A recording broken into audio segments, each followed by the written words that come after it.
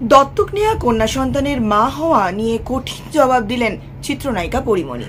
ঢাকাই সিনেমার চিত্রনায়িকার পুরো পৃথিবী জুড়ে রয়েছে তার পুত্র পূর্ণ, তবে পুত্রের পর তার ঘর আলোকিত করেছে তার কন্যা। ফুটফুটে এক কন্যা সন্তানকে দত্তক নিয়েছেন এই নায়িকা। দুজনকে নিয়েই পরীর দিন কাটছে ভীষণ ব্যস্ততায়। মেয়ের নাম রেখেছেন সাফিরা সুলতানা প্রিয়ম।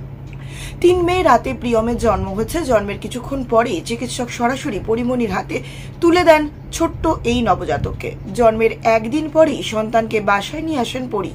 মা দিবসে নিজের ফেসবুকে কন্যাকে সামনে নিয়ে এসেছেন তিনি। ভীষণ মিষ্টি একটি ভিডিও প্রকাশ করেছেন তিনি।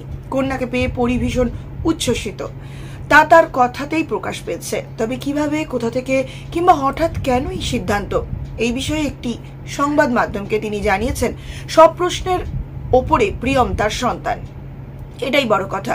কোনো প্রশ্নের ব্যাখ্যা দেওয়ার প্রয়োজন নেই এখানে। তিনি বলেন, ও আমার সন্তান, কিভাবে নিলাম, কেন নিলাম, কোথা থেকে নিলাম, এসব প্রশ্ন এখানে তুচ্ছ।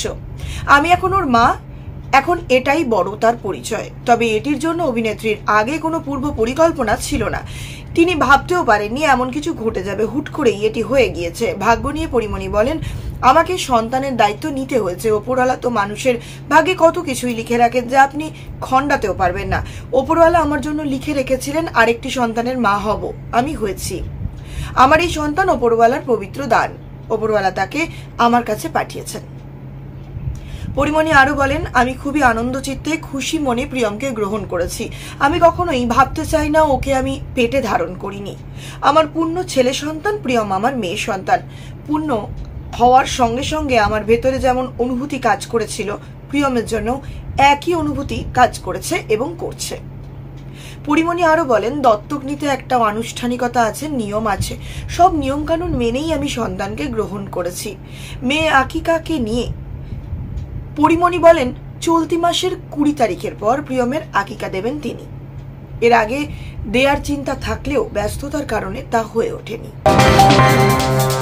এদিকে জেমসকে সঙ্গে নিয়ে এবার লন্ডন মাতাবেন চিত্রনায়ক জায়েদ খান। এই সময় আলোচিত সমালোচিত চিত্রনায়ক জায়েদ খান। বর্তমানে তার ব্যস্ততা দেশে বিদেশে বিভিন্ন শো আর শোরুম ওপেনিং নিয়ে চলছে। সর্বোপরি কাজ নিয়েই তার যত ব্যস্ততা। এবার লন্ডন মাতাতে যাচ্ছেন জায়েদ খান। আগামী 26-27 মে লন্ডনে বাংলাদেশ ফেস্টিভ্যাল লন্ডন অনুষ্ঠিত হবে। এতে জায়েদ খান পারফর্ম করবেন বলে বিষয়টি নিশ্চিত করেছেন নায়ক নিজেই। আগামী 22 মে লন্ডনের উদ্দেশ্যে উড়াল দেবেন তিনি।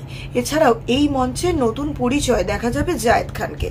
থাকবেন নগর বাউল খ্যাত ব্যান্ড তারকা মাহফুজ, আনাম জেমস। একই মঞ্চে পাওয়া যাবে এই দুই তারকাকে। জায়েদ খানের উপস্থাপনায় মঞ্চ মাতাবেন কিংবদন্তি শিল্পী। 2 দিন ব্যাপী এই আয়োজনের উপস্থাপনা করবেন জায়েদ খান নিজে, আর 2 দিন মঞ্চ মাতাবেন রকস্টার জেমস। এই প্রসঙ্গে জায়েদ খান বলেন, অনেক আগেই লন্ডনে শো এর প্রস্তুতি নিয়েছি। অনেকদিন আগে শোটি চূড়ান্ত করা হয়। পারফর্ম করার পাশাপাশি পুরো অনুষ্ঠানটি উপস্থাপনা করব। সবচেয়ে আনন্দের বিষয়, আমাদের দেশের কিংবদন্তি তারকা জেমস ভাই অনুষ্ঠানে গান পরিবেশন করবেন আমার উপস্থাপনায়। বিষয়টি আমার জন্য অনেক আনন্দের। দেশে ফিরে আবার সিনেমা ও শো এর কাজ করব। সব মিলিয়ে ব্যস্ততা বেশ উপভোগ করছি।